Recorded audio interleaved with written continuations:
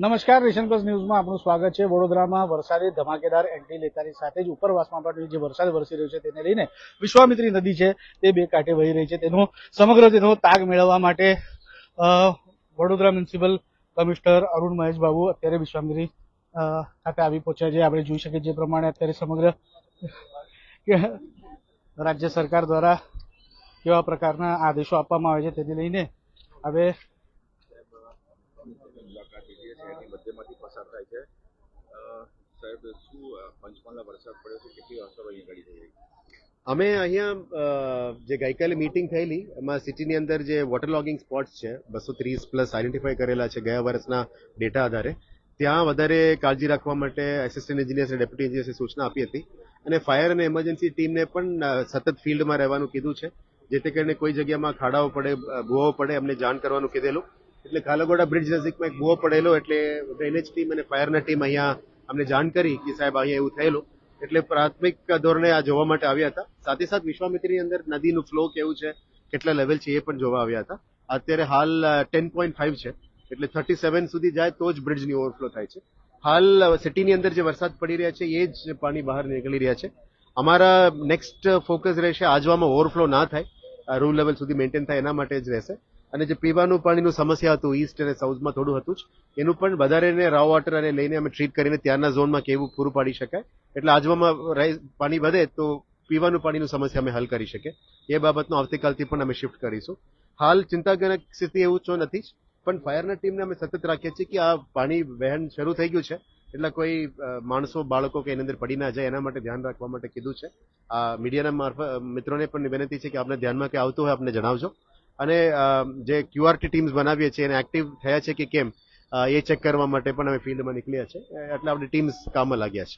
Sir, રાજ્ય સરકાર દ્વારા શું નિર્દેશ કે સૂચન આપવામાં આવ્યું છે? રાજ્ય સરકાર આપને કાયમી માર્ગદર્શન આપતા જ હોય છે।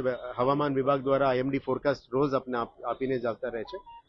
સાથે સાથે માનનીય મુખ્યમંત્રીશ્રીના ટીમ ત્યાં સાહેબના અંડરમાં જે ડિઝાસ્ટરના ટીમ, અર્બન ડેવલપમેન્ટ ટીમ, રેવન્યુના અધિકારીઓ એમની સૂચન કાયમી જ આપતા હોય અને રાજ્ય સરકારની માર્ગદર્શન હેઠળ અમે કામ કરી રહ્યા છીએ।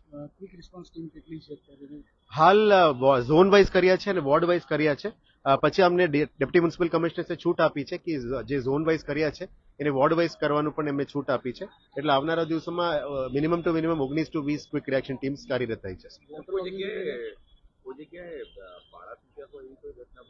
આઈ am not informed as of now, પણ આપણા ધ્યાનમાં હોય તો જણાવજો, અમે કામગીરી કરીશું। હાલ તો નથી। હાલ કયું પ્રાયોરિટી પર કામ છે? કે વોટર લોગિંગ જશે? વોટર લોગિંગ પ્રાયોરિટી છે, ડ્રેનેજ પ્રાયોરિટી છે, અને નવું પ્રોજેક્ટ કંઈ કરતા નથી, પણ એક્ઝિસ્ટિંગ ડ્રેનેજને ખોદી રાખ્યા હોય એને પૂરું કરવાનું અને બંધ કરવાનું પણ કીધેલું છે। અમુક જગ્યાઓમાં જે રોડ નથી બન્યા અને માટીની ધોવાણ છે, માટી ભરી ગયું અને પાણી મિક્સ થઈ ગયું, આમાં સોસાયટીમાંથી જે રજૂઆતો મળી છે એના ઉપર તાત્કાલિક ધોરણે ત્યાં એમના માટે સગવડ કરી આપવા માટે સૂચના આપી છે। એ કામગીરી શરૂ થઈ ગઈ છે। આજવાનું જે લેવલ મેન્ટેન કરવાનું હોય છે તો લેવલ મેન્ટેન જે રીતે સતત ઉપરવાસના વરસાદના કારણે લેવલ મેન્ટેન કરવાનું છે તો પાણી છોડાઈ શકે છે ખરું?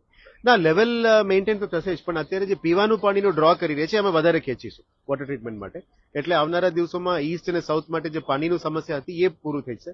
એ આવતીકાલથી અમે ખેંચવાનું શરૂ કરીશું। બફર કેટલું ફાયદો કરશે? એટલે બફર લેક જે બનાવવામાં આવ્યો છે let's see, I have not visited now, હું વિઝિટ કરવાના છું। આ પ્લાનિંગ તો એવી જ રીતે હતું કે બફર લેક જે બનાવીએ છીએ વોટર હોલ્ડિંગ કેપેસિટી વધે એટલે ધીરે ધીરે પાણી છોડે। વિઝિટ કર્યા પછી હું આપને જણાવી દઈશ। ચોક્કસથી એટલે જોઈ શકાય જે પ્રમાણે વડોદરા મ્યુનિસિપલ કમિશનર અરુણ મહેશ બાબુ છે તેમના દ્વારા વિસ્તૃત માહિતી આપવામાં આવી છે અને જોઈ શકાય કે વિશ્વામિત્રી હવે જે ઉપરવાસમાં પણ જે વરસાદ વરસી રહ્યો છે તેને લઈને અને વડોદરામાં પણ હવે ધમાકેદાર વરસાદની એન્ટ્રી થઈ છે, ત્યારે વિશ્વામિત્રી નદી છે તે બે કાંઠે અહીંયા વહી રહી છે।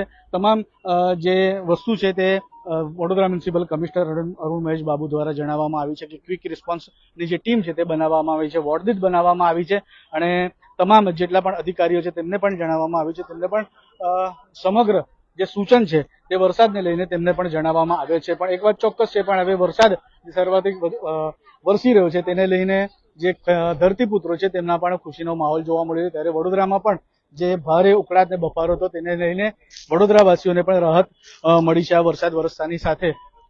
ત્યારે આપણે જોઈ શકીએ તે પ્રમાણે